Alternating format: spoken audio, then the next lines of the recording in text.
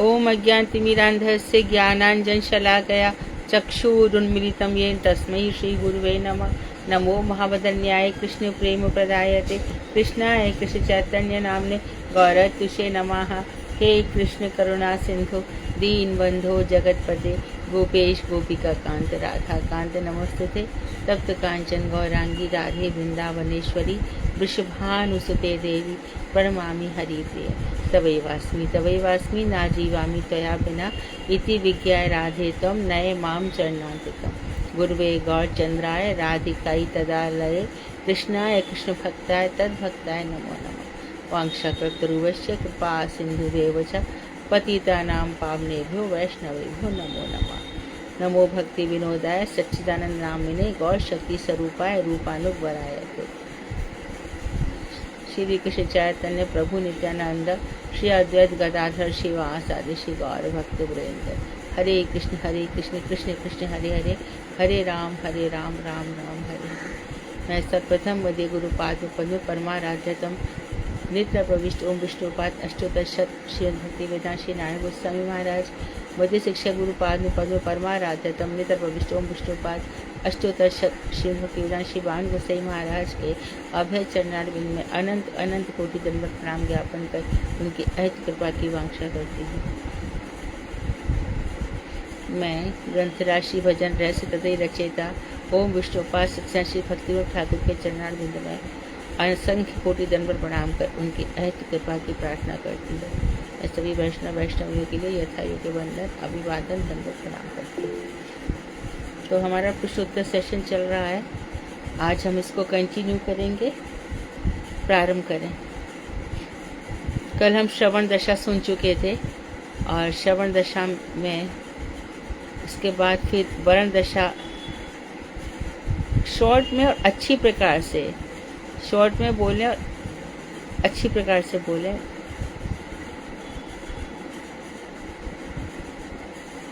हरे कृष्णा दीदी दंडवत। हाँ पूजा दीदी आप आरम्भ करो। हरे कृष्णा दंडवत प्रणाम। प्रश्न नंबर 10, तो भक्ति दशा प्राप्त होने पर 5 दशाएं कौन सी है? कल हमने और दशा के बारे में सीखा, आगे वरण दशा के बारे में। वरण दशा के बारे में बोल दीजिए। कामनी दीदी आप बोलेंगी। कामनी दीदी स्पीकर ऑन करिए। आप बोलिए सुधा। सत्यवती जी, वरण दशा के बारे में दीदी की चित्त का राग, जैसे कि 11 भाव की बात हो चुकी है। उसके बाद क्या हुआ कि 11 भाव होने के बाद जो हृदय है उसमें लीला आ गई है, लीला में बन गया और शिष्य का चर्चा रोते रोते गुरुदेव के चरण में पड़ जाता है। उसको फिर गुरुदेव सखी के रूप में दर्शन देते हैं और फिर सखी उनको बताती है इसकी क्या परिचारिका के रूप में सेवाएं हैं।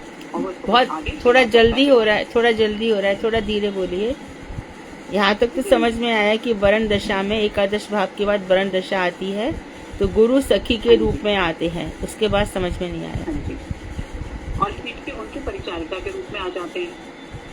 और जो गोप बदले होते हैं, जिस तरह वो कृष्ण की सेवा के लिए बड़ी व्याकुल होती है, तो गुरुदेव की इसी सेवा को उच्च सीमा होती है, तो उच्च सीमा ब्रजलना सेवा होती है। नहीं समझ में, सुधा समझ में नहीं आ रहा, सुधा समझ में नहीं आ रहा है। आवाज आ रही है दीदी? आवाज भी थोड़ी सी कम आ रही है। हाँ, थोड़ी क्लियर नहीं आ रही है। यहाँ तक तो समझ में आया कि वरण दशा आ जाती है तो शिष्य भी उपस्थित हो जाता है, शिष्य भी प्रस्तुत हो जाता है, गुरुजी भी प्रस्तुत हो जाते हैं, सखी के रूप में आते हैं, फिर शिष्य प्रस्तुत हो जाता है। उसके बाद शिष्य दीदी बड़े दीन भाव से ये प्रार्थना करता है कि हे राधिके, मैं अधम हूँ। मतलब अब उसकी प्रार्थना गुरुजी से नहीं है, राधा जी से है। अब उसकी प्रार्थना सुधा, उसकी प्रार्थना गुरुदेव से ना होकर के राधा जी से हो रही है ना, वरण दशा में। हाँ, क्या प्रार्थना करता है राधा जी से? मैं अधम हूँ, मैं अधम हूँ, दांतों के नीचे मैं तृण धारण करके अर्थात बड़ी दीनता पूर्वक झुककर आपसे प्रार्थना कर रहा हूँ कि आप उस दुखी पर अपना दास समझो और ऐसा समझकर मुझको अपना अमृत प्रदान करने के लिए जीवित कर दो। और दयालु व्यक्ति जो होते हैं वो शरण में आए हुए किसी को भी त्याग नहीं करते हैं। तो आप भी, मैं बहुत दुष्ट हूँ लेकिन आपके आश्रित हूँ, तो आप मेरा त्याग मत करो और मैं आपके चरणानुगत होकर ब्रज में आप युगल की सेवा करने के लिए अतिशय व्याकुल है। जो व्याकुलता है इसी दशा को वरण दशा कहते हैं। हाँ, तो राधा जी के चरणार्चित हो जाता है और कहता है कि मैं अधम हूँ, दांतों में तिनका धारण करना, अर्थात अति दैन्य के साथ कहता है कि शरणागत को छोड़ना नहीं चाहिए, आप भी मेरा त्याग ना करें। ठीक है, ये वरण दशा हो गई। श्रवण दशा, वरण दशा, स्मरण दशा।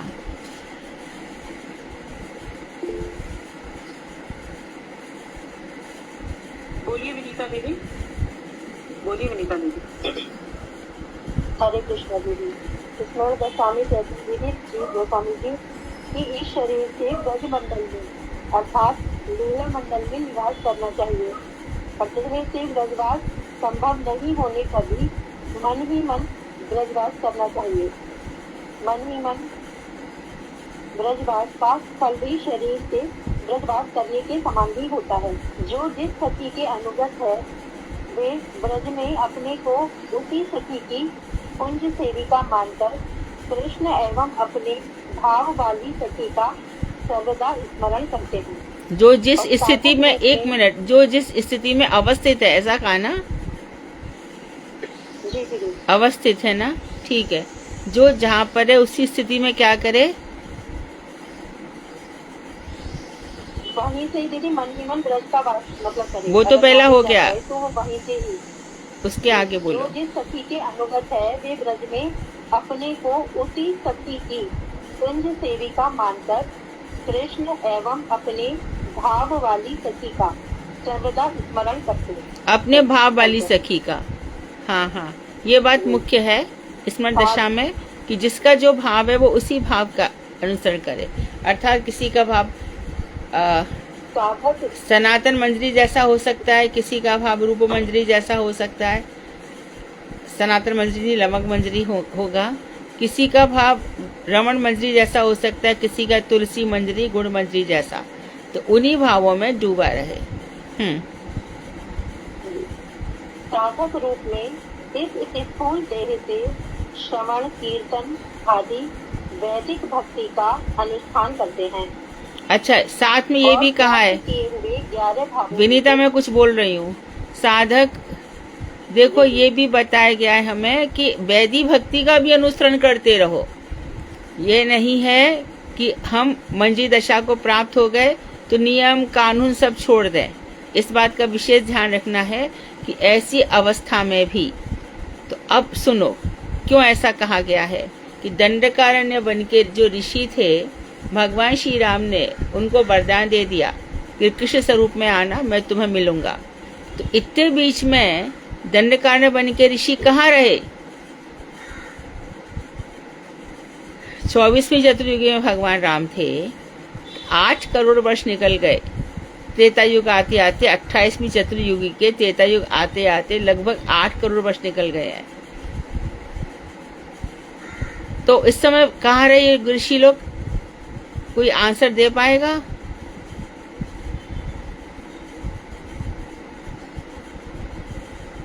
वो तो तपस्या रहे और जब उनका रात और वापस जन्म उनका हुआ तो उनको थोड़ा सा स्मरण रहा होगा पहले जीवन का, जैसे भरत को हुआ था। नहीं, हाँ नहीं, वो ठीक है दीपिका, वो उसके आगे ही बढ़ेंगे। जिसका जहाँ भजन होता है वो आगे ही बढ़ेगा।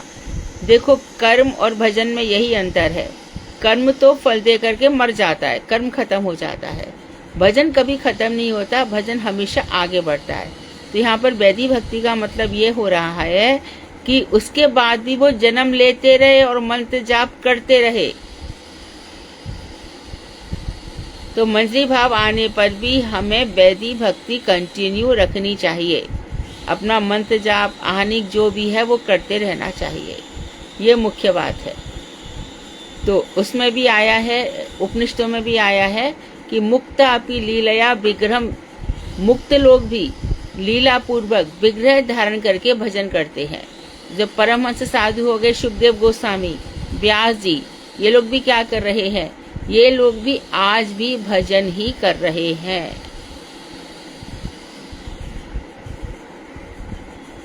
अब बोलिए विनीता।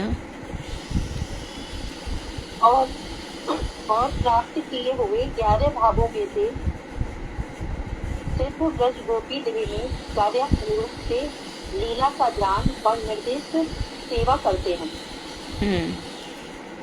और जो विधि पूर्वक जीवन एक मिनट विनीता, तुम्हें इतनी जल्दी क्या है? रुको ना एक लाइन में। सॉरी, तो जो मंजरी भाव मंजरी देह मिल गई है, उसमें ही अवस्थित रह करके उसका ध्यान करते हुए वैदिक भक्ति करें, यही बता रहे ना? क्या बता रहे हैं? तो कह रहे जो 11 भाव है उनमें सीधे ब्रज गोपी देह में कार्यानुरोध से लीला का ध्यान और निर्दिष्ट सेवा करते हैं। कार्यानुरोध से क्या क्या कार्य कर रहे हैं उसके हिसाब से सेवा भी करते रहे। तो जिसको जो सेवा, कौन सी सेवा? किसी को चरणों में महावर लगाने की सेवा मिल गई, किसी को श्री जी का श्रृंगार करने की सेवा मिल गई, किसी को अच्छा नित्य निकुंज वही सेवा है ऐसा नहीं है। श्री जी रसोई बनाती हैं कृष्ण के लिए, तो बहुत सी सखियां और मंजरियां वहां भी उनके लिए जाती है। श्री कृष्ण के लिए मंडप सजाने की सेवा मिल गई। तो जब हम ध्यान करते हैं तो स्वयं ही ये सेवा का निर्देश हमें प्राप्त होता है निश्चित रूप से, कि वहां पे हमारी क्या सेवा है, तांबूल अर्पण है या बीजन सेवा है, इस प्रकार से। विधि पूर्वक जीवन यापन करना चाहिए तथा सिद्ध देह की पुष्टि भावों के अनुसार करनी चाहिए। हाँ, सिद्ध देह की पुष्टि भावों के अनुसार करनी चाहिए। सिद्ध देह की पुष्टि भावों के अनुसार करनी चाहिए। और जब तक जीवन है विधि मार्ग में चलना चाहिए। यहाँ पे कितने लोग गुरुजी के साथ हैं मैं नहीं जानती, लेकिन हम सब ने देखा है गुरुदेव प्रातः काल, मध्याह्न काल और सायकाल तीनों काल अपना आनी करते थे। और सुबह उठकर 2 बजे उनका हरिनाम चलता था, जबकि वो सिद्ध देह में थे, लेकिन मनमाना ढंग कभी नहीं किया। हमेशा श्री कृष्ण राधा जी के अधीन रहकर अपना जीवन यापन पूरा किया। ऐसा होने से ब्रज से इतर विषयों के प्रति विरक्ति होगी। स्वयं ही विरक्ति हो जाती है। ब्रज भावों से दूसरे जो विषय हैं अपने आप ही चिड़ छूट जाती है, घृणा। ये उपनिषद भी कहते हैं सब विषय हेय लगते हैं, त्यागने योग्य। अब थोड़ा और स्पष्ट करने को वो कह रहे हैं जो है, तो और उसे स्पष्ट करते हुए गोस्वामी जी कह रहे हैं कि प्राकृत भावों के साथ निर्जन वास ही ब्रज भाव है। कैसे भावों के साथ? प्राकृत भावों के साथ मुझे नहीं समझ, मुझे शब्द समझ में नहीं आ रहा है। कैसे भावों के साथ?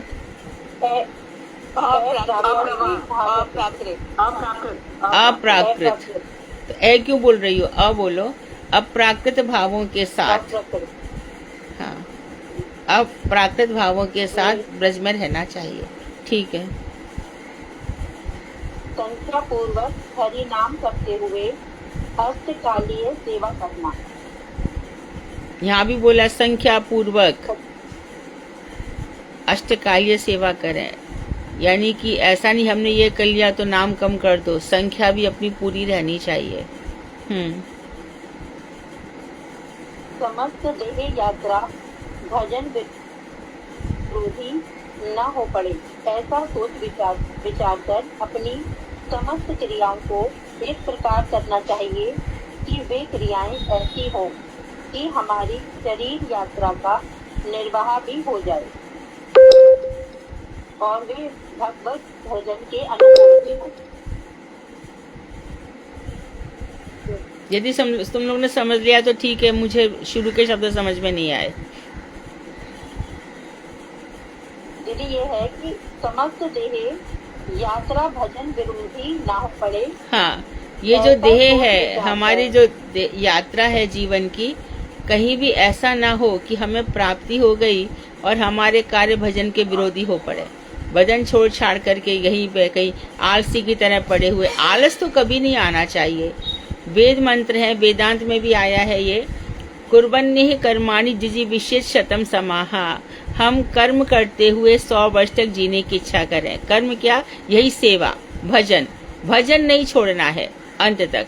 आलस आ गए, सो गए, अरे इतना चिंतन तो चलता है, सुबह दोपहर शाम होता तो है भगवान का चिंतन, नहीं, स्वयं करे से होगा, स्वयं करना पड़ेगा। ठीक है। ऐसा सोच विचार कर अपनी समस्त क्रियाओं को इस प्रकार करना चाहिए कि वे क्रियाएं ऐसी हों कि हमारी शरीर यात्रा का निर्वाह भी हो जाए और वे भगवत भजन के अनुकूल ही हों। हाँ, शरीर भी चलता रहे और भगवत भजन के अनुकूल। किसी ने ये भी नहीं कहा है कि अरे भैया इतने वैरागी हो गए कि उन्होंने तो खाना पीना छोड़ दिया। ऐसा कभी भी भगवान ने गीता में भी कहा, उन्होंने यथा आहार विहार, घूमो, वॉकिंग भी करो और ठीक से खाओ भी, सब छोड़ना नहीं है।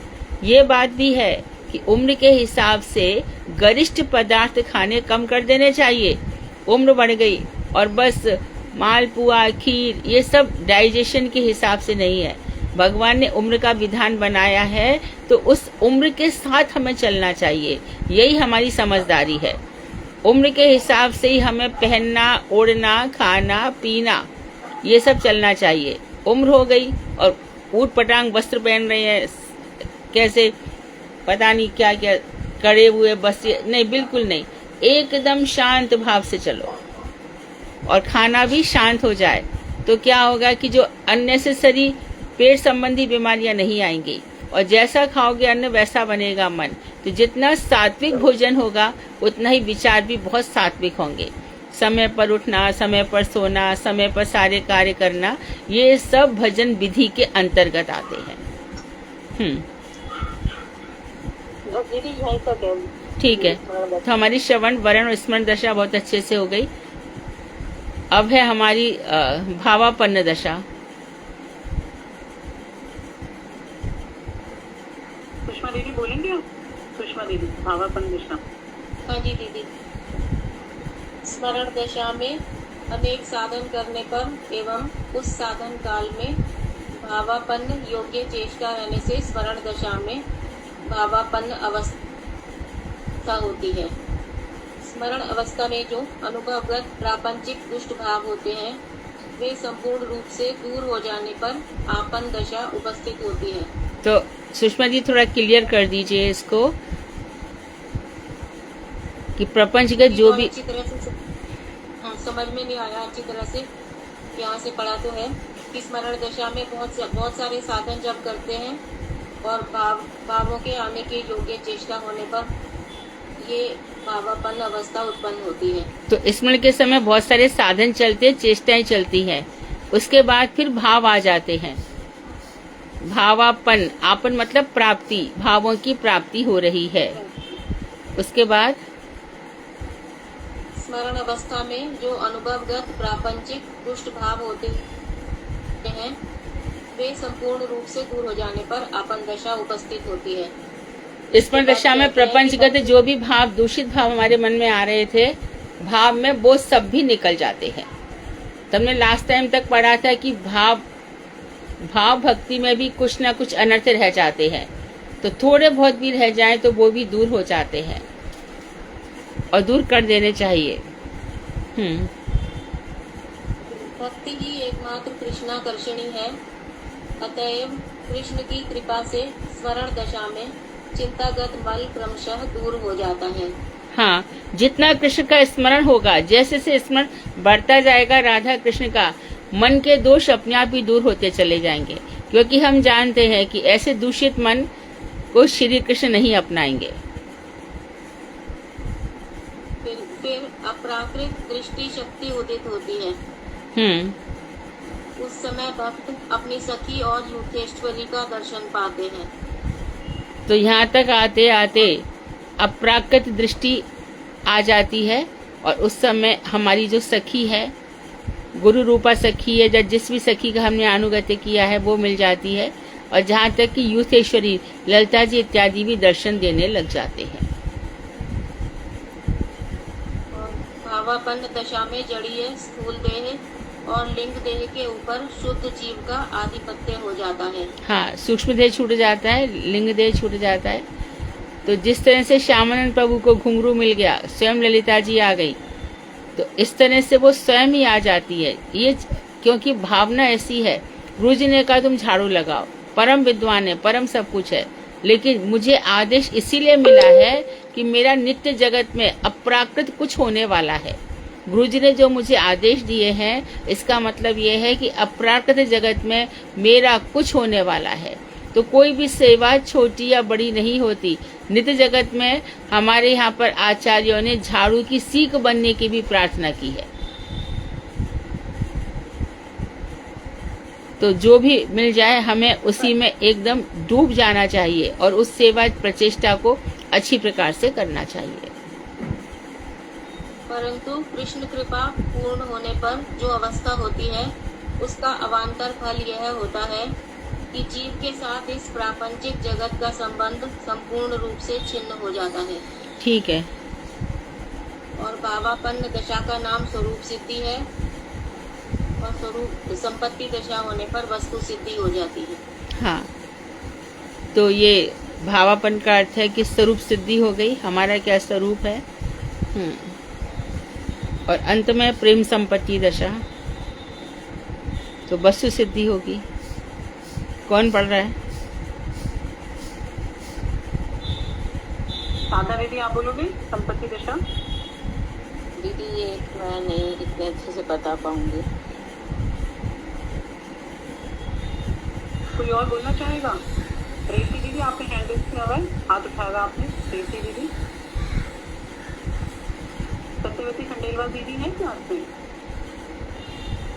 सत्यवती खंडेलवाल दीदी, दीपिका दीदी आप कुछ बोलना चाहोगे? सत्यवती दीदी आप बोल रही है, बोलिए। हरे कृष्ण। दीदी मैंने इंग्लिश में मुझे एक ही लाइन मिला था, मैं वो पढ़ सकती हूँ, लेकिन मेरे पास ये हिंदी का जय धर्म है जिससे मैं सब रिपीट कर लेता हूँ। तुम इंग्लिश की एक लाइन बोलो सुधा। एक ही लाइन है मेरा। हाँ, मेरे पास एक ही लाइन है, बोलिए तो मैं वो बोलती हूँ। बोलो दीपिका। बोलिए प्लीज।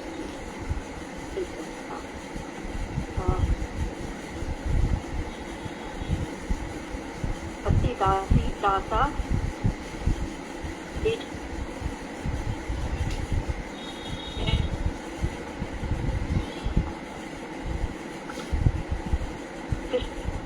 दीपिका आपकी आवाज नहीं आ रही है। पूरा हो। और ये है हेलो। हाँ, आप बोल। ये फाइनल स्टेज है, ये संपत्ति दास, जहाँ भक्त को कृष्ण प्रेम मिल जाता है। और ये है सबसे अल्टीमेट गोल है, ये स्पिरिचुअल लाइफ का ये अल्टीमेट गोल है। और कृष्ण प्रेम भगवान के प्रति पूरा प्रेम रहता है, कंप्लीट और परफेक्ट प्रेम रहता है। इतना मेरे को इंग्लिश में यही मिला मम्मी जी। तो अंत तो गद्वा दीदी ये कह सकते हैं वस्तु सिद्धि हो जाती है। स्वरूप सिद्धि के वस्तु सिद्धि है, लेकिन प्रेम संपत्ति है। भगवान श्री कृष्ण से हमें पूरा प्रेम हो जाता है, क्योंकि प्रेम ही प्रयोजन है। प्रेम ही प्रयोजन है जीवन में, तो प्रेम मिल जाता है। कुछ और कोई बोलेगा इसमें? हरे कृष्ण जलवंत नाम। हाँ, मैं बोलती हूँ। प्रेम संपत्ति दशा होती है। यदि कृष्ण कृपा पूर्ण होने पर जो अवस्था होती है, इसका फल यह है कि जीव के साथ इस माया जगत का संबंध पूर्ण रूप से सिद्ध हो जाता है। भावापन दशा का नाम सिद्धि है और संपत्ति दशा। और संपत्ति दशा होने पर वस्तु सिद्धि भक्त प्रेम प्राप्त होता है। कृष्ण प्रेम में वस्तु सिद्धि प्राप्त होने पर कृष्ण के नाम, रूप, गुण, लीला और दाम के भी दर्शन होने लगते हैं।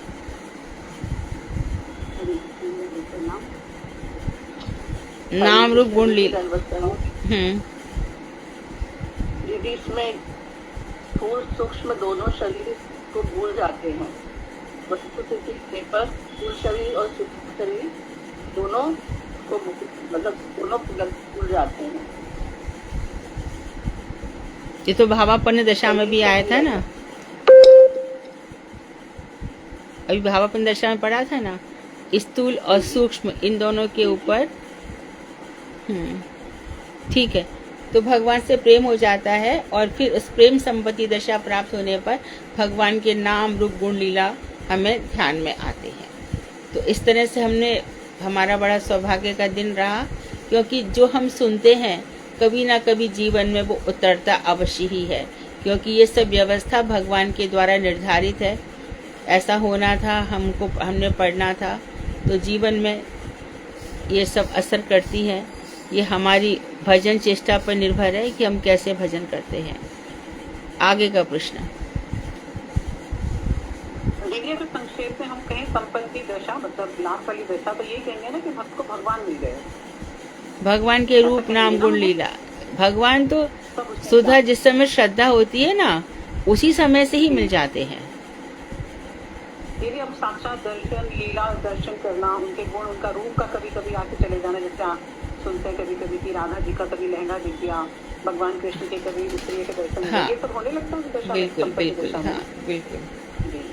ठीक है, तो जल्दी अगला प्रश्न कीजिए। प्रश्न 11, वृंदा देवी के उपदेशानुसार कौन से कुंज में विद्या कीर्तन प्रसार करती है?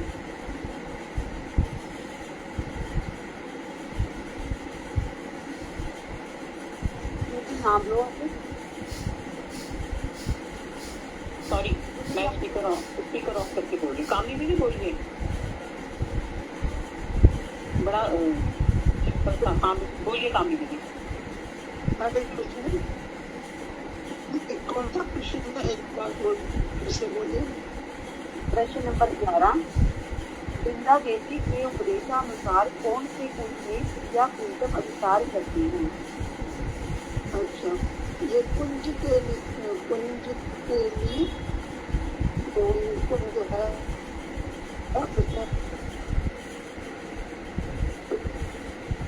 आवाज नहीं आ रही कामनी भाभी जी। अच्छा, वो स्पीकर बंद था। ये जो है वो के लिए है, कुंज के लिए कप के नीचे वो रसम व्यवहार करते हैं। यमुना के तट पे है कुंज में। जी यमुना के तट पे। प्रश्न नंबर 12, बोलो। हाँ नहीं, आप पूछिए, मैं नहीं बोलूँगा, पूछिए। प्रश्न नंबर 12, अष्टम युगल में हरे हरे कहने से साधक को कौन कौन सी लीलाओं का स्मरण होता है? बोलिए अनुराधा दीदी, अनुराधा खंडेलवाल दीदी। हरे कृष्णा। हरे हरे का कीर्तन करते करते वे प्रकट ब्रज धाम में राधा कृष्ण की अष्टकालीन माधुर्यमयी से प्रेम सेवा में नियुक्त होते हैं, अर्थात नित्य स्वरूप में गोपी भावमयी सेवा प्राप्त करते हैं। और इस युगल नाम भजन के समय वे श्री राधा कृष्ण की मिलन लीला का स्मरण करते हैं। कौन सी लीला? राधा कृष्ण की मिलन लीला कौन सी? इस समय अष्टकाली लीला में मिलन लीला कौन सी है? किसी बोट वाली भी हो सकती है, उन्हें जो बोट नौ का ब्याह कर दे उनमें तो उसमें राधा कृष्ण मिलन सभी गोपियां थी ना? हाँ, सभी गोपी। दीदी वो तो जो कुंज में मिलता है निवृत्त निकुंज की जो मिलन लीलाएं हैं। हाँ जी, ठीक है, अगला प्रश्न। प्रश्न नंबर 13, श्री राधा विद्या मंदिर कौन कौन सी सेवाओं के द्वारा युगल को आनंदित करती है? सीमा दीदी बोलिए, सीमा दीदी। हरे कृष्णा दीदी, दंडवत प्रणाम। श्री राधा जी की अत्यंत आनंद हृदय मंजरियां, अमूल अर्पण, पाद मर्दन आदि द्वारा युगल की सेवा कर रही हैं। साधक इन्हीं सब सेवाओं का स्मरण करते हैं। हरे कृष्ण। तांबुल क्या होता है? तांबुल क्या होता है सीमा दीदी? जो पान का बीड़ा दीदी, पाद बर्बन, पैर दबाना। हाँ जी, ठीक है। नेक्स्ट क्वेश्चन कर लीजिए। दृश्य नंबर 14 श्री भजन रहस्य के प्रथम याप साधन के अंतर्गत निशांत भजन में कौन सा रहस्य छिपा हुआ है? ज्योति दीदी आपने प्रणाम प्रणाम, आवाज आ रही है? जी बोलिए। श्री भजन रहस्य में प्रथम याम के साधन के अंतर्गत निशांत भजन अर्थात भजन में प्रवेश का अधिकार छिपा हुआ है और ये रहस्य है श्रद्धा के साथ साधु संग और उसके पश्चात गुरु आश्रय पदाश्रय के संबंधित ज्ञान के साथ नाम संकीर्तन करने से और भजन करने से सारी अनर्थों की निवृत्ति होती है और यही भक्ति सीखता है पहला है के दर्शन। प्रश्न नंबर 15 अनर्थ कितने प्रकार की होती है उसका वर्णन करेंगे। सत्यवती चौहान दीदी आप बोलेंगी। सत्यवती चौहान दीदी थोड़ा बाहर हुआ। ठीक है, लेकिन आप बाहर हो या कहीं भी हो, आपको तो ये ऐसे ही रटे पड़े हैं, आपको तो तुरंत बोलना चाहिए, आप तो सब जानती हैं। हेमा दीदी बोलिए। हेमा दीदी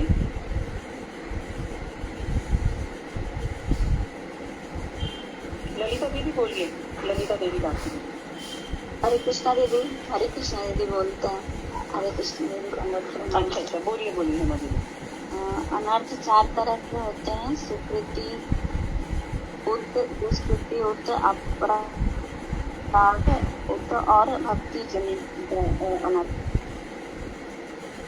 एग्जाम्पल भी बोलना है, उनका वर्णन करें। सुकृति अर्थ जैसे हम लोग कुछ अच्छे पुण्य किए पिछले जन्म में तो उसके फल से सुख सुविधा मिलता है, धन ये सब, तो उसके चलते भी भक्ति में नहीं जा पाते हैं, तो वह सुकृति अर्थ। दुष्कृति अर्थ अगर कुछ पिछले जन्म में पाप किए हैं तो उसके चलते गरीबी है या दूसरे रोग है, ये सब है, उसके चलते भी भक्ति नहीं हो पाती है। अपराध अर्थ मतलब जो वैष्णवों के प्रति अपराध करते हैं या नाम अपराध होता है, उसके चलते जो नहीं भक्ति में आगे बढ़ पाते हैं। और भक्ति जन्य अर्थ हुआ कि जब भक्ति में करते करते आगे बढ़ जाते हैं पर कभी प्रतिष्ठा का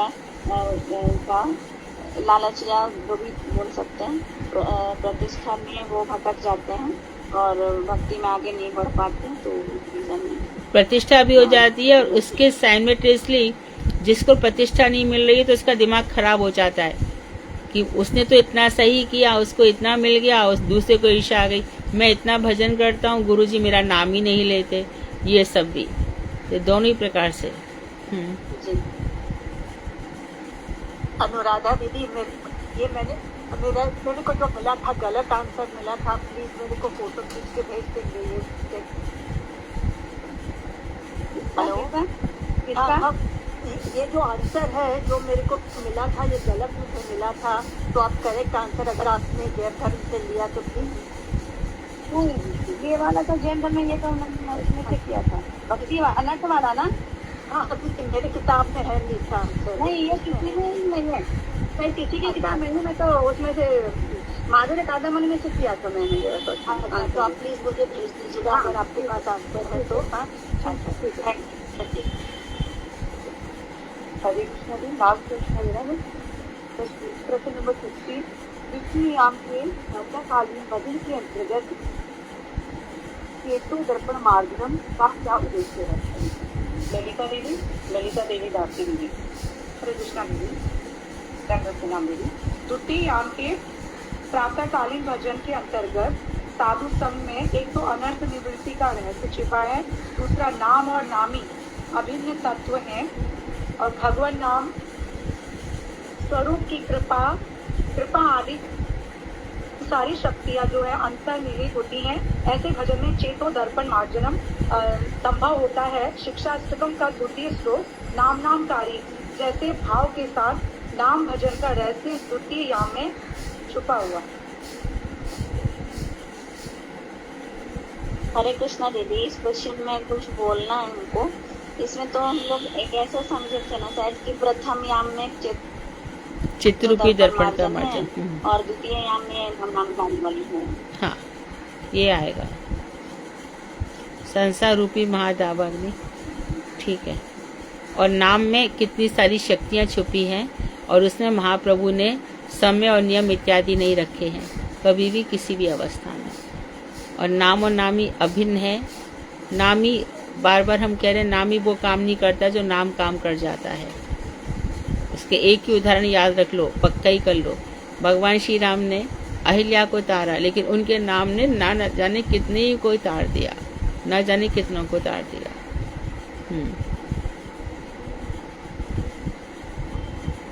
दीदी अहिल्या के बारे में कुछ पूछना था अहिल्या क्लास के बाद में।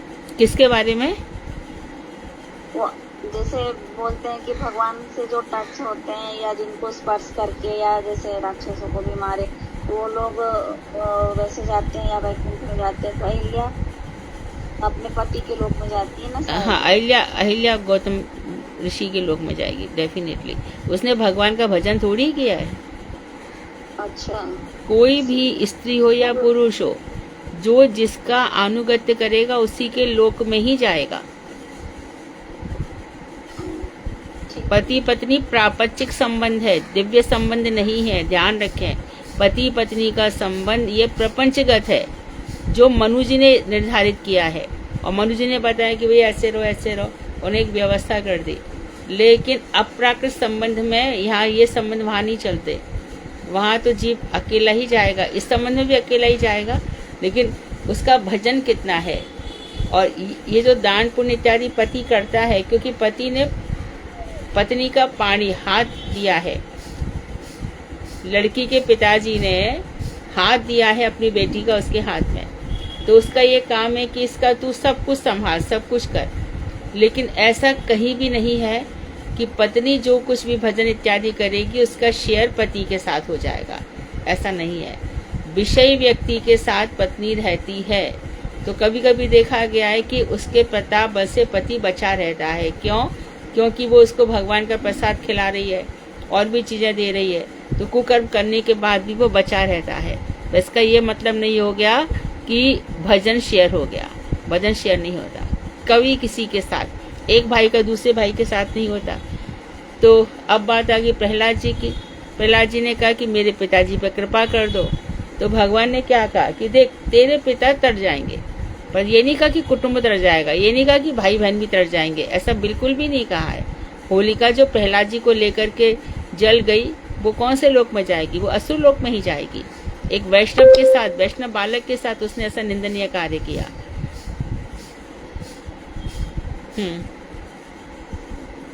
तो बाबू जी अब हम लोग के बच्चों को हम लोग के भजन का कोई भी नहीं, बिल्कुल नहीं, कहीं भी नहीं लिखा है।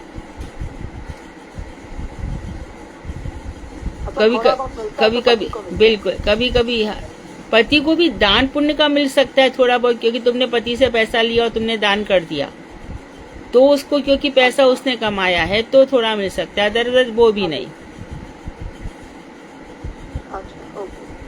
और हाँ, यही सब विधान है। तभी तो भागवत शास्त्र में कहा जा रहा है ना कि आप अपने बच्चों को भजन करना सिखाओ।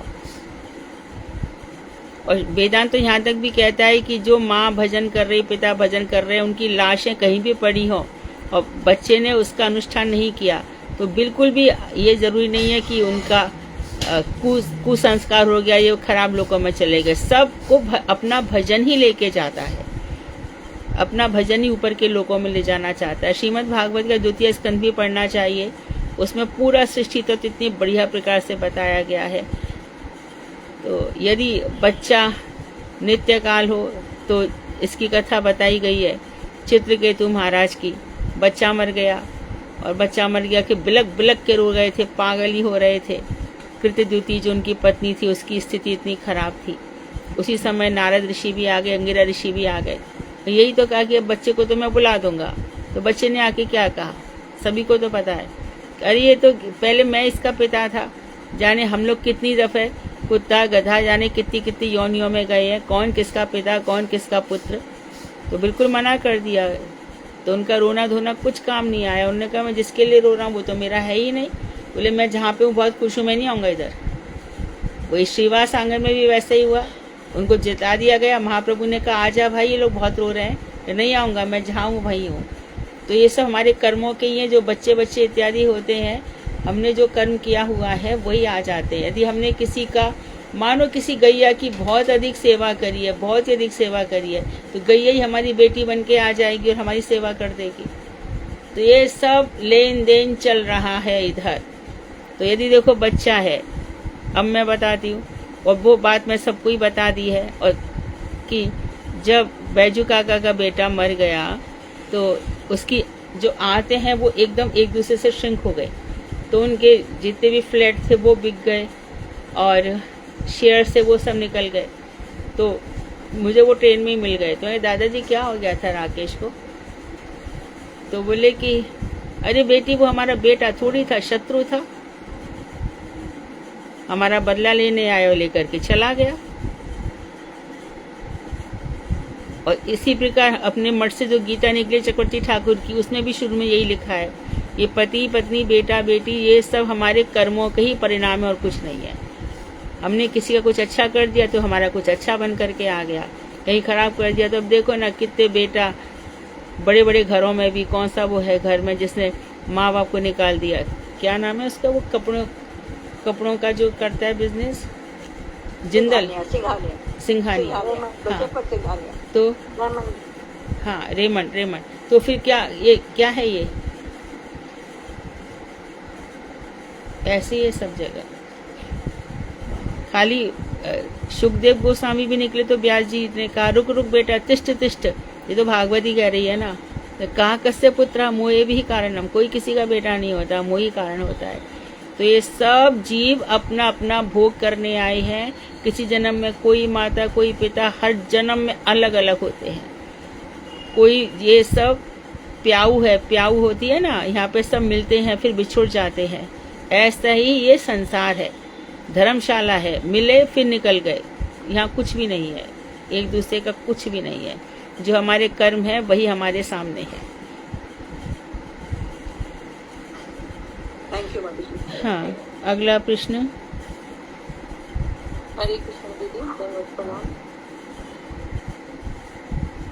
सत्य जीवा यज्ञ कौन सा है, इसको अर्थ सहित बताएं। रेवती दीदी आप बताएंगी? हरे कृष्ण दीदी, इसका पता नहीं है, आगे कर सकती हूँ। सुषमा दीदी आप बोल दीजिए। शिक्षाष्टक का पहला श्लोक सप्त जिह्वा यज्ञ कहलाता है। इसमें सबसे पहले चित्त रूपी दर्पण का मार्जन हो जाता है। दूसरे नंबर पर संसार रूपी महादावानल पूरी तरह से बुझ जाता है। तीसरे नंबर पर है जीवों की कल्याण रूपी कुमुदनी का विकास करने के लिए भाव रूपी चंद्रिका का वितरण करने वाले। नंबर 4 पर है विद्या रूपी वधु के जीवन स्वरूप अर्थात उसका पालन करने वाले। नंबर 5 पर है आनंद रूपी समुद्र को निरंतर वर्जित करने वाले। नंबर 6 पर पग पग पर पूर्ण अमृत का रसास्वादन कराने वाले। और नंबर 7 पर है बाहर भीतर से देह रीति आत्मा व स्वभाव को निर्मल करने वाले। ये सब जिह्वा यज्ञ कहलाते हैं। ठीक है दीदी। दूसरा क्वेश्चन है, तृतीय याम भजन में किसका विवेचन किया गया है? तो बताओ राधा प्रिया दास दीदी। हरे कृष्ण हाँ दीदी, ये याम भजन में दीदी निष्ठा भजन आता है। इसमें इसका तीसरा श्लोक आता है और इसमें चैतन्य महाप्रभु कहते हैं अपने को पुण्य से भी नीचा समझकर, दृष्टि से भी सहनशील बनकर, स्वयं अमानी होकर, दूसरों को मान देने वाला बनकर सदैव हरि नाम संकीर्तन करते रहना चाहिए। ये तो शिक्षाष्टक है। इनका प्रश्न ये है, आपका प्रश्न क्या है साधना? दीदी तृतीय याम भजन में भजन निष्ठा का तृतीय याम भजन में किसका विवेचन किया गया है? तो उत्तर ठीक बोल रही है। दीदी मैं बता रही हूँ। तृतीय याम पूर्वाकालीन भजन में भजन निष्ठा का विवेचन किया गया है। ऐसी निष्ठा के साथ नाम भजन के द्वारा वह महादावा की निर्वाह अर्पित होती है। इसमें प्रत्येक दूसरे श्लोक बिनापि सुनितेन करोड़पि सहिष्णुना अमानिना एवं मानस होकर भजन का विषय वर्णन हुआ है। ये ठीक है दीदी। शिक्षाष्टक का तीसरा श्लोक बताइए, गाकर सुनाइए। अभी सुना तो दिया, बता तो दिया। हरे कृष्ण दीदी पूरा श्लोक। नापति सुनिचेन करोड़पि सहिष्णा अमानि नामानदेन कीर्तनीय सदा। ठीक है दीदी। चतुर्थीयाम भजन में क्या रहस्य छिपा है? रेवती दीदी बोलिए। हरे कृष्ण दीदी चंद्र चतुर्थीयाम भजन कालीन भजन में रुचि का रहस्य छिपा है। उसमें साधक में श्री कृष्ण सेवा के अतिरिक्त अन्य कोई भी अभिलाषा नहीं रहती। इस अवस्था में शिक्षा अष्टकम के श्रेय केरव चंद्र का वितरण का भाव तथा शिक्षा अष्टकम के चतुर्थ श्लोक न धनम न जन्म जैसी प्रार्थना के अनुरूप भजन का विवरण इसमें दिया गया है। ठीक है दीदी। शिक्षाष्टक का चतुर्थ श्लोक गाकर बताइए। शैला दीदी। शैला दीदी। हरे कृष्ण दंडवत प्रणाम। अधनम न जन्म न सुंदरीम कविता से कामरे मम जन्मनीश्वरी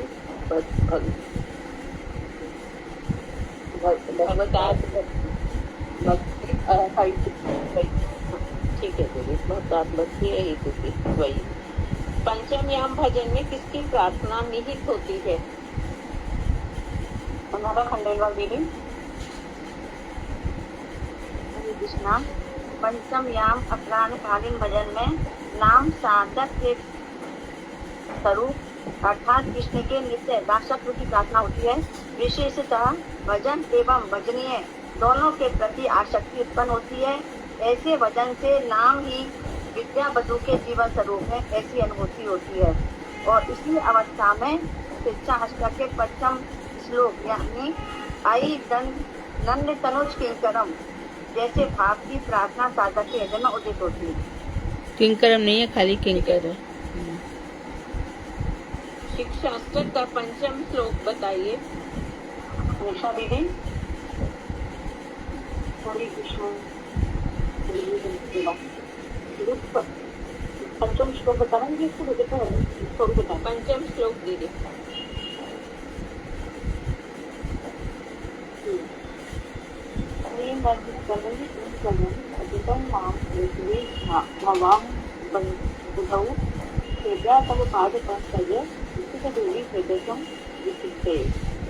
ठीक है दीदी। षष्ठीयाम भजन में कौन सा रहस्य अंतर्निहित है?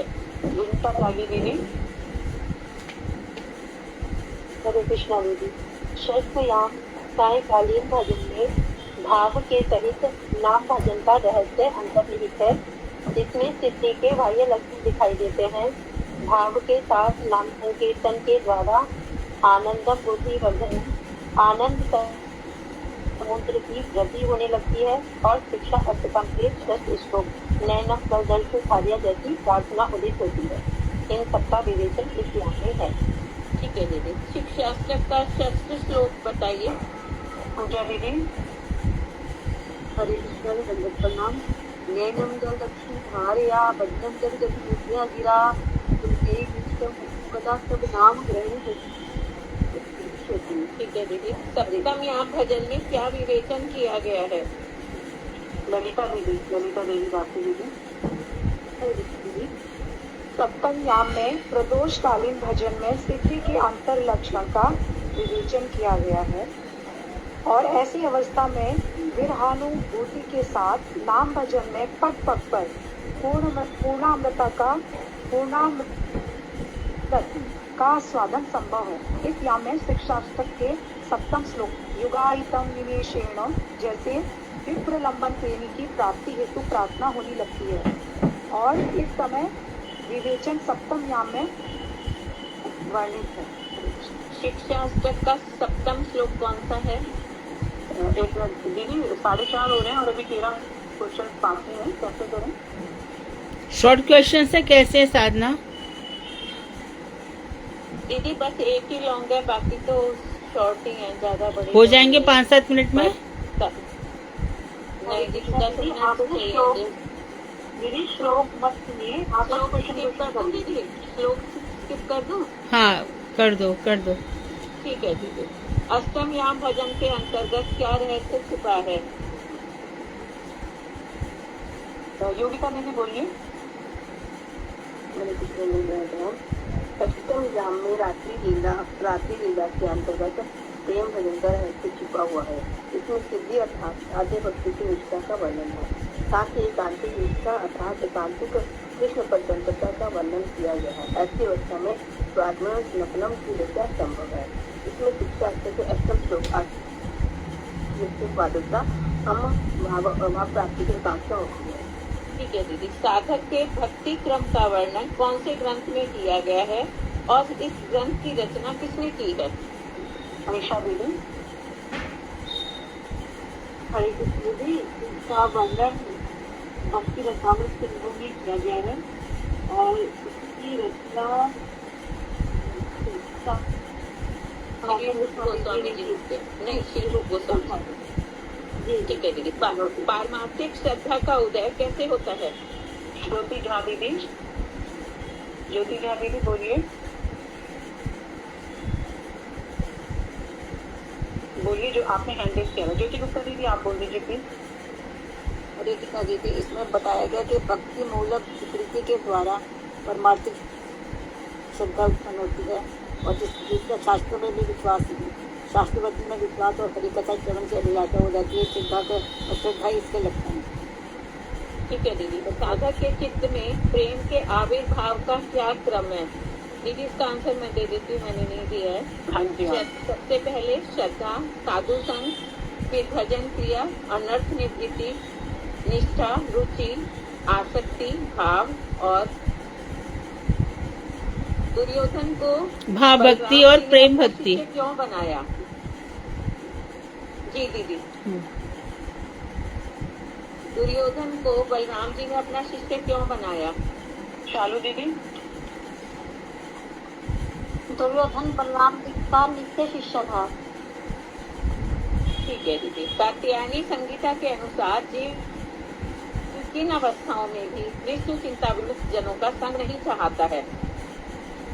दीदी इसमें ये दुर्योधन का था, इसमें ऐसा नहीं सोच सकते हैं कि यानी वो सुभद्रा से शादी करना चाहता था, इसलिए वो जब मैं इनको गुरु बना लूंगा तो ये शादी करवा वो तो बहुत सारे खाली विवाह के लिए, विवाह से पहले भी था क्योंकि गदा युद्ध सीखा था ना। हाँ हाँ हाँ। बलराम शिष्य प्रियता एक कारण होता है ना, क्योंकि उसको प्यार करते थे तो वो चाहते थे कि मैं सुभद्रा से विवाह करूं। तो दुर्योधन की तरफ से कोई पहल नहीं है, ये ध्यान रखें। बलराम चाहते थे कि सुभद्रा का विवाह दुर्योधन से हो और कृष्ण चाहते थे कि अर्जुन से हो। दुर्गा दीदी इसका आप ही बता दीजिए, कात्यायनी संगीता के अनुसार होगा। प्रश्न बोलो दीदी। ठीक है दीदी। कात्यायनी संगीता के अनुसार जीव तीन अवस्थाओं में कृष्ण चिंता विमुक्त जनों का संग नहीं चाहता है।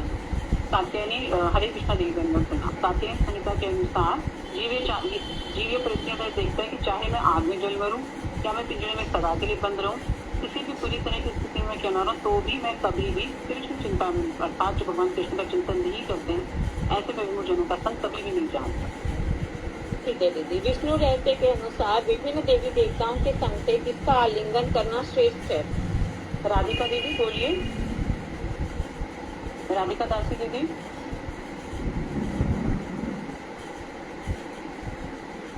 विनीता दीदी बोल दीजिए। बोलो। बोलिए कामिनी बोलिए। कामिनी दीदी को बोलने दीजिए। विनीता दीदी कामिनी दीदी बोलिए। विभिन्न देवी देवताओं के जो उपासक है उनके हृदय में ना नाना प्रकार की कामना युक्त होती है, तो उनकी अपेक्षा में सर्प, व्याघ्र या मगर के साथ रहना अच्छा है और उनका आलिंगन करना अच्छा है, ताकि ये जो वो मतलब संसारी लोग हैं उनके साथ रहने से। तो ये हमारे भक्ति किशोरदास बाबा जी वो उधर रहते थे, मतलब बाथरूम में रहते थे कि भाई मतलब संसारी लोगों के साथ मैं नहीं मिले। वो चीज अलग है, वो पॉइंट अलग है, वो पॉइंट अलग है। कामनी भाभी जी, वो पॉइंट अलग है। ये पॉइंट तो ये है कि यदि हमारे ऊपर कोई विपत आ जाए, मुसीबत आ जाए और हमें कहीं शरण लेनी पड़े, तो कह रहे हैं कि देवी देवताओं के पास मत जाओ, इससे अच्छा तो सर्प व्याघ्र अजगर हमें खा जाए वो ठीक है, परंतु कृष्ण को छोड़ करके, जहाँ तक कि शंकर जी के मंदिर में जाने के लिए भी मना है। किस संप्रदाय में? रामानु संप्रदाय में। आचार्य पादों ने साधक को भक्ति के लिए क्या उपदेश दिए हैं? हेमा दीदी बोलिए। हरे कृष्ण दीदी में आ गई हूँ। प्रणाम। एक मिनट जिसने जवाब भी दिया वो दीजिए। कौन बोल रहा है? देती भी कौन बोल रहा है? हरे कृष्ण दीदी। हाँ, हरे कृष्ण दीदी। बोलिए सत्यवती चौहान दीदी। एक मिनट सत्यवती चौहान दीदी को बोलिए। बोलो सत्यवती दीदी। अनम्यूट करो सत्यवती दीदी, अनम्यूट करो। स्पीकर ऑन करो अपना। सत्यवती दीदी आपकी आवाज नहीं आ रही है, हम फिर अगले को पूछें। एक मिनट, हरे कृष्ण दीदी। नहीं है आचार्य पादों का आदेश है, जिसको आदेश है साधकों को भक्ति के दिखाओं को ग्रहण प्रतिकूल का वर्जन करना चाहिए। असत संग अर्थात की बात संग का पूर्ण रूप से परित्याग करें। हरे कृष्ण दीदी। साधक को किन भक्तों का संग करना चाहिए? रेखा दीदी बोलिए। आपने कोई उत्तर नहीं दिया ना अभी। रेखा दीदी, सिंपल सा इनको लाइन का आंसर है। रेखा दीदी, रेखा मिश्रा दीदी। संगीता दीदी आप बोलना चाहेंगे? दीदी मैं बोलूँ? दीदी मुझे हाँ बोलो बोलो। दीदी। अरे ज्योति दीदी अभी नहीं दीदी ने बोला। अंकिता दीदी आप बोलो। दीदी साधक एकांतिक रूप से राधा कृष्ण युगल की लीला कथा का श्रवण कीर्तन करें। इसमें स्वजातीय भक्त का संग अलाभकारी है।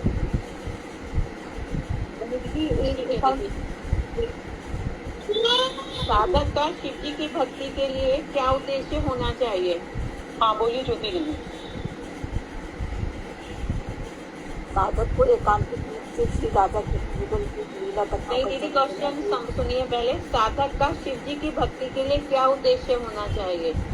साधक को स्वजातीय अनुकूल कृष्ण भक्तों का संग करने का उपदेश दिया गया है। दीदी क्वेश्चन सुनो। हरे कृष्ण दीदी आप बताओ।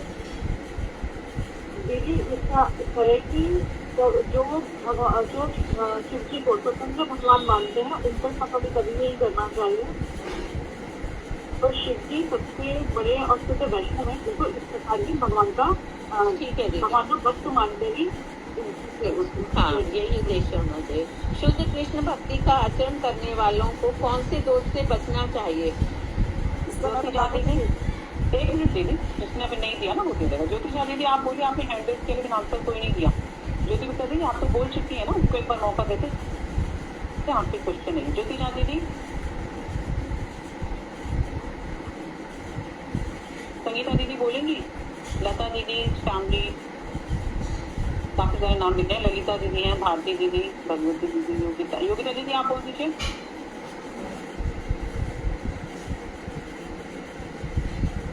अनुराधा खंडेलवाल दीदी आप बोलिए। लास्ट खत्म हो जाएगा प्लीज बोलिए। हरे कृष्णा देवी। शुद्ध कृष्ण भक्ति का आचरण करने वाले साधक को संग दोष से बचना चाहिए। संग दोष जीव के हृदय में नाना प्रकार की कामनाएं वासनाएं उदित कराकर उसे पतित करा देते। हरे कृष्ण। हरे कृष्णा दीदी, दंडवत प्रणाम। स्त्री संग बुरा है कि स्त्री संगी का संग बुरा है? स्त्री संगी का संग। स्त्री संगी का दीदी मुक्तिवादियों का संग, देवी देवताओं के उपासकों का संग, सबका परित्याग करना। कई लोगों का भी संग आ जाएगा ना। हाँ, वो स्त्री संगी में आ जाएगा दीदी। तो इस तरह से हमारा ये अच्छा हुआ, हम लोगों ने काफ़ी समझा, काफ़ी नई चीज़ें सीखी और भक्ति विनोद ठाकुर की कृपा से हम आगे इस भजन रस में और भी गूढ़ बातें सीखेंगे, जिससे हमारा जीवन सार्थक होगा। तो यहाँ पर कृष्ण सेशन समाप्त हो गया। अब चैतन्य भागवत सुधा कौन बोलने वाला है आज? दीदी सादा दीदी कर रही है 16 अध्याय। आदि खंड का 16वां अध्याय। दीदी ये थोड़ा सा लगेगा। दीदी ये थोड़ा सा लंबा है, श्री हरिदास ठाकुर जी के बारे में है, तो आधा बोल दूं आज, क्योंकि ऑलरेडी 4:40 हो चुके हैं दीदी। ठीक है। जैसे आप कहें। ठीक है दीदी। 12 क्वेश्चन के बाद जो क्वेश्चन है प्लीज वो इस ग्रुप में डाल दीजिए, मुझे कोई जवाब नहीं आया है। मुझे ग्रुप में सारे ग्रुप में डाले हुए दीदी, मैं आपको अलग से फिर से भेज दूँगी। हाँ 12 के बाद 12 तक तो आ गए, बस 13वां क्वेश्चन से एक साथ आएंगे दीदी, मैं सब भेज दूँगी। हाँ आप कर्म कर दीजिए साथ में। हाँ जी, सर्वप्रथम है अपने तो आज हम पढ़ रहे हैं हरिदास ठाकुर के विषय में। हरिदास ठाकुर नामाचार्य, महाप्रभु ने सबको उपाधियां दी थी। रसाचार्य जैसे कि रूप गोस्वामी है, उसी प्रकार से नामाचार्य हरिदास ठाकुर हैं। हरिदास ठाकुर में ब्रह्मा जी का भी आवेश बताया जाता है और प्रहलाद जी का भी आवेश बताया जाता है। हरिदास ठाकुर श्रीमन महाप्रभु के द्वारा जब उन्होंने इस शरीर का त्याग किया तो स्वयं श्रीमन महाप्रभु ने उनके श्रीअंगों में 12 तिलक लगाए थे और स्वयं ही लेकर के गए थे। हरिदास ठाकुर 3 लाख नाम जप करते तो थे, लेकिन हमेशा उनके अंदर दैन्य भाव रहता था। उनको लगता था कि मुस्लिम जाति में पैदा हुआ हूँ, और कहीं पर लिखा है कि पैदा तो हिंदू में हुए थे, लेकिन मुस्लिम जाति ने उनको पाला पोसा था। इस दीन भाव से रहे। उनके जीवन के बड़े ही सुंदर सुंदर प्रसंग हैं। किस तरह से जहाँ पर भजन करते थे, वहाँ सांप का बिल था और सांप भी लोग कहते थे, लेकिन वो सांप से भी नहीं डरते थे। 22 बाजारों में उनको मारा गया, लेकिन वो तब भी नहीं घबराए। महाप्रभु ने नित्यानंद ठाकुर, हरिदास ठाकुर से घर घर जा कर के भज गौरांग, कह गौरांग, लेह गौरांग नाम रे, भगवान का खूब भजन करवाया। हरिदास ठाकुर का हम सबको चिंतन करना चाहिए, ध्यान करना चाहिए। हमारी प्रातःकालीन जब गुरु वंदना होती है तो हम नामाचार्य हरिदास ठाकुर की जय जयकार करते हैं। तो आज हम इस दृष्टि से पढ़ेंगे कि उनकी समस्त लीलाएं हमको स्मरण रह जाएं। बोलिए। सर्वप्रथम मैं अपने गुरुदेव, परम गुरुदेव और समस्त आचार्यों के चरणों में अनंत अनंत कोटि दंडवत प्रणाम करती हूँ। तत्पश्चात अपने शिक्षा गुरु मधु दीदी भागवताचार्य के चरणों में मेरा अनंत अनंत कोटि दंडवत प्रणाम ज्ञापन हो और उनसे हेतु की कृपा की वांछा करती हूँ। तत्पश्चात श्री चैतन्य भागवत ग्रंथ के चरणों में मेरा अनंत कोटि दंडवत प्रणाम और वेद व्यास जी के स्वरूप श्री वृंदावन दास ठाकुर जी के चरणों में मेरा अनंत कोटि दंडवत प्रणाम ज्ञापन है। सर्वप्रथम ग्रंथ का श्री श्री वृंदावन दास ठाकुर ने भक्त गोष्ठी सहित श्री गौरांग सुंदर की जय की है। यद्यपि प्रभु ने प्रेमा भक्ति का प्रकाश करने के लिए अवतार लिया था, लेकिन प्रथम लीला में उन्होंने प्रेम भक्ति का प्रकाश नहीं किया। यह उनकी स्वतंत्र इच्छा का ही परिचायक है। उस समय समस्त संसार जड़ विषय में आसक्त था और परमार्थ शून्य था। बहुत से व्यक्ति उस समय श्री गीता, श्री भागवत पढ़ाते थे, लेकिन वे कृष्ण कीर्तन न स्वयं करते थे और न ही दूसरों से कराते थे। और अगर कोई जोर जोर से नाम संकीर्तन करते हुए ताली बजाते तो उनका उपहास करते थे। वे कहते कि जीव ही ब्रह्म है, अतः भगवान विष्णु ही प्रभु हैं एवं जीव मात्र ही उनके नित्य दास वैष्णव हैं। इस प्रकार का विचार वैष्णव जन क्यों रखते हैं, उस विचार का कोई कारण नहीं है, क्योंकि गणेन्द्रीय विचार के कारण वे समझते थे कि विष्णु के साथ जीवों का प्रभु दास संबंध तुच्छ, सगुण और अनित्य है।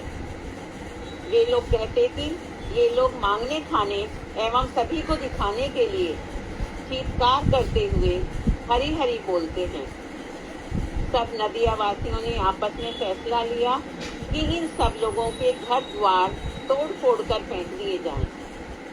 यह सब देखकर और सुनकर वे भक्तजन श्री कृष्ण के आगे अपने दुख का निवेदन करते। उसी समय श्री हरिदास ठाकुर वहां आ गए, जो कि निर्मल भक्ति के एकांतिक उपासक थे। वे बूडन ग्राम में एक यवन कुल में अवतीर्ण हुए, जिनकी कृपा से बहुत से लोग कृष्ण कीर्तन में श्रद्धा युक्त हुए थे।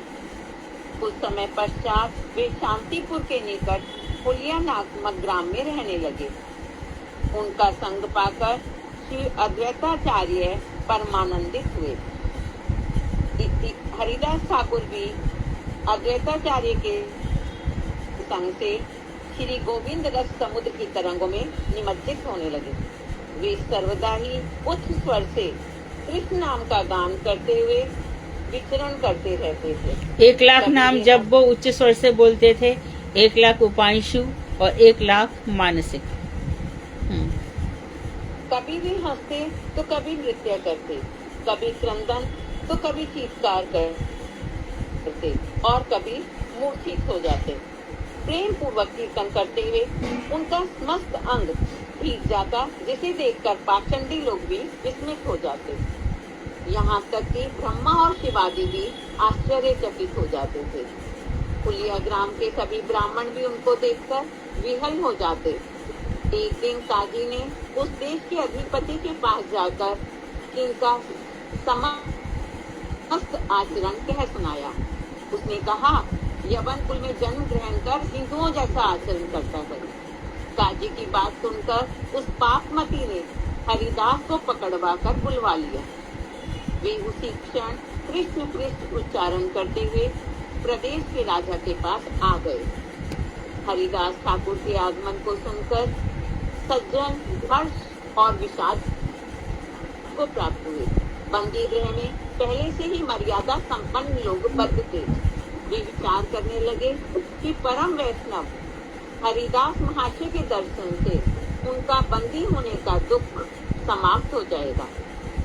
हरिदास ठाकुर ने बंदियों को देखकर मन ही मन उन पर अपनी कृपा दृष्टि डाली। सभी बंदी जनों ने उनको दंडवत प्रणाम किया। लंबी नेत्र कमल सम और मुख चंद्र सबको आकर्षित करने वाला था। उन्होंने हेतु की कृपा कर गुप्त रूप से आशीर्वाद दिया और कहा, इस समय तुम जिस रूप में हो सदा वैसे ही रहो। हरिदास ठाकुर के गूढ़ आशीर्वाद को न समझने के कारण बंदीगण दुखी हो गए। इस पर श्री हरिदास ठाकुर ने कहा कि मैं अमंगलकारी वचन कभी नहीं करता हूँ। मेरा अभिप्राय है कि तुम सब मिलकर इसी प्रकार श्री कृष्ण नाम कीर्तन और चिंतन करते रहो, क्योंकि यहाँ से जाने के पश्चात विश्वासत में प्रवृत्त होकर कृष्ण चिंतन भूल जाओगे। देवयोग से कोई भाग्यवान जन ही साधु संग पाकर और विषयों का परित्याग कर कृष्ण भजन करता है। मेरा कहने का तात्पर्य यह था कि तुम सब विषयों को भूलकर निरंतर हरि हरि बोलते रहो। तुम सबकी श्री कृष्ण में दृढ़ भक्ति हो। ऐसा कहकर श्री हरिदास ठाकुर नवाब के पास पहुँचे। उन्होंने सम्मान से बिठाकर पूछा, क्यों भाई, हम तुम्हारी ये कैसी बुद्धि देख रहे हैं? भाग्यवश तुम यवन कुल में आए हो, फिर हिंदुओं जैसा आचरण क्यों?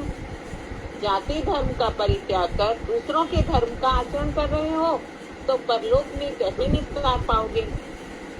अब इस अनाचार का कलमा पढ़कर प्रायश्चित कर लो। श्री हरिदास यवनपति के वाक्यों को सुनकर अहो विष्णु माया कहकर जोर से हंसे। श्री हरिदास ने आदर पूर्वक कहा, हे तात, सुनिए, सबके ईश्वर एक ही हैं। वास्तव में पुराण और पुराण एक ही परमार्थ वस्तु का प्रतिपादन कर रहे हैं। दीदी इतना ही, ठीक है। 3, 4, 50 हो गए हैं दीदी। ठीक है, कितना और बाकी है दीदी? दीदी 3.5 पेज हैं दीदी। ठीक है, कल पढ़ देना। और भी दीदी बल्कि ज्यादा ही हैं। ठीक है, 5 पेज हो। ठीक है। रूबी, वांछा कल्पतरुभ्यश्च सिंधुभ्यश्च पतितानां पावनेभ्यो वैष्णवेभ्यो नमो नमः। दंडवत प्रणाम दीदी। हरे कृष्ण। हरे कृष्णा दीदी, दंडवत प्रणाम। हरे कृष्णा दीदी, दंडवत प्रणाम। अनीता दीदी करेंगी, नहीं तो फिर अनीता दीदी नहीं करेंगे तो वो रेणु दीदी करेंगे आज से नित्यानंद प्रभु का।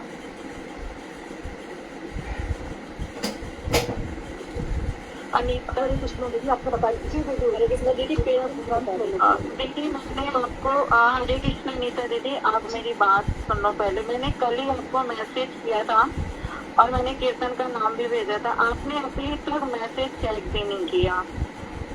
बताओ दीदी, दीदी बहुत काम होता है दीदी, मैं इतना नहीं कर पाती दीदी ऐसे। तो फिर आप जब आप फ्री हो जाओ तब गाना ना। चलेगा दीदी मैं दीदी कल आपने कहा था, आपका हो गया दीदी। ये आपने कहा था, ये नहीं बोला था कि कल आप कर लेना दीदी, तो मुझे नहीं पता। मैंने यूँ नहीं बोला था दीदी, आप पूरी बात सुनो। मैं दीदी की क्लास में ऐसा बोल ही नहीं सकती। मैंने दीदी ने भी ये बोला था कि अनीता आप कल करना, आज चालू करेंगी, और मैंने भी ये बोला दीदी आप कल करना। फिर मैं तुरंत आपको मैसेज की, आपने मैसेज का जवाब बोला, आपने जवाब नहीं किया। मैंने देखा दीदी आपका मैसेज। होता दीदी, मैं खुद ही 2 महीने से इतना बीमार हूँ, फिर भी मैं वो 250-300 लोगों में से मैं सबका नंबर निकालना, लिखना, फिर मैं मैसेज करती हूँ, फिर वो कोई चेक नहीं करे। आप ही नहीं और भी लोग हैं, तो कैसे होगा बताओ दीदी, सभी बिजी है ना। रूबी आज के बाद है ना, रूबी हमारी बात सुनो। जो तुमसे चैट पर लिखकर भेजे कि रूबी मुझे बोलना है, तुम उसी को बोलो। तुम सामने से ये सब मेहनत मत करो। रूबी की कमर में दर्द है, हम उससे ज्यादा मेहनत नहीं कराएंगे। हम सबको एक दूसरे का सहयोग करना है। हमसे एक किसी को भी दुख पहुंचे ऐसा जीवन हमें नहीं जीना है। रूबी की बात समझी जाए। उसके बैकबोन में पेन है, स्पाइनल प्रॉब्लम है उसको, तो वो फिर भी आगे बढ़ रही है। और हमने रूबी को इसे नियुक्त किया है क्योंकि वो बहुत अच्छा, उसकी पकड़ है बंगाली भजन में, वो बहुत अच्छा गाती है। हम स्वयं उससे सीखना चाहते हैं। यदि आप वास्तव में ही भजन गाना चाहते हो, गुरु वैष्णवों को खुश करना चाहते हो, और जिसका भजन है उसकी आराधना करना चाहते हो, तो आपको स्वयं इनिशिएटिव लेना चाहिए, स्वयं आगे बढ़ना चाहिए। उससे कहिए कि रूबी हम गाना चाहते हैं, आप हमें बताइए। तो आज से जो भी रूबी को कहेगा, रूबी आप उसी को बुलवाइए, क्योंकि आप बिजी हैं अनीता जी, रूबी भी बिजी है, सभी बिजी हैं। ऐसे नहीं चलता है। फ्री कोई भी नहीं है, सबके पास हजारों काम हैं, फिर भी सब अपना अपना काम कर रहे हैं। सुधा कितनी मेहनत करती है आउट ऑफ द वे जा करके, क्या है उसका बताइए। सबको बुलाना, सबका नाम बताना, सबको बांटना, ये वो फ्री है क्या घर में? कोई भी फ्री नहीं है। इस बात को समझो और खुद भी सोचो कि हम भी कोई सेवा लें। हम सब यहाँ पे सेवा करने आए और सेवा ही काउंट होगी। हमारी सेवा ही नित्य जगत में काउंट होगी। तो आप कल मेरे सामने आपने कहा था कि मुझे बोलना है, मैं कहा ठीक है रूबी, इनसे कल बुलवा लेना। और जब रूबी कह रही है कि उसने आपको चैट किया है तो आपको ध्यान, और आप कह रही मेरे पास ये सब समय नहीं है, तो ये तो अच्छी बात नहीं है ना अनीता जी। दीदी मैं मैसेज बहुत ज्यादा, क्योंकि दीदी का पहले कभी मैसेज नहीं आया तो दीदी मुझे नहीं मालूम था। लेकिन दीदी जिस दिन मैंने वो गलत को बोल दिया था, तो दीदी आपने बोला था कि आप मंडे को कर लेना। तो दीदी कल फिर मैंने बोला दीदी से कि दीदी फिर मैं कर लूँ, तो दीदी ने कहा नहीं अब तो चालू करेगी। तो दीदी मुझे ये नहीं पता था कि अब मुझे कल, कोई बात नहीं, जो आप कल बोलना था उसको आज बोल दो। जो आप बोल रही हूँ दीदी, हाँ तो बोलो ना। मैंने मैसेज नहीं पढ़ा दीदी, हाँ मैसेज मैंने नहीं पढ़ा था। नहीं, पर आप मत पढ़िए, ये ठीक है, पर ये मत कहिए कि मेरे पास समय नहीं है। समय अनीता जी किसी के पास भी नहीं है। हम लोग यहाँ पर एक साथ इसलिए बैठे हैं कि हरी चर्चा हो, बस हम सबका यही एक उद्देश्य है। हरे कृष्ण दीदी, एक बात बोलूं, तो ये है कि जैसे दो तीन जने कोई भी रूल को अपना नाम बता दे, तो हाँ। वो अपने आप उनको बोल दे कि किसने किस दिन बोलना है। हाँ वही बोलना ना, वो खुद ही 2-3 जने बता दें। हाँ, क्योंकि मोबाइल पे बैठने से कमर में पेन भी आता है ना। और रूबी तुम्हारा सामर्थ्य हो उतना ही करो, फिर कह दो दीदी मैं नहीं कर पाऊंगी, तो हम दूसरा किसी को सिलेक्ट कर लेंगे, ठीक है। तुम्हारी तबीयत प्रधान है, तबीयत का भी ध्यान रखो। गाइए अनीता जी। नहीं दीदी, नहीं ऐसा कुछ नहीं है दीदी। ठीक है अनीता दीदी आप गाइए। ठीक है अनीता दीदी, आप गाओ।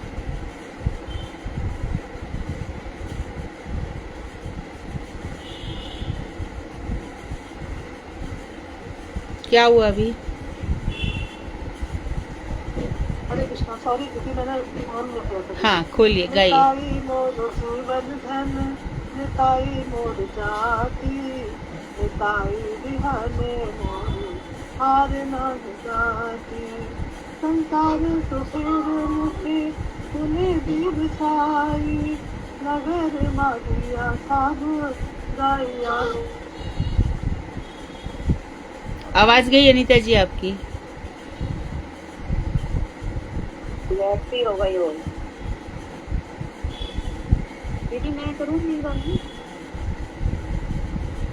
हाँ गाओ।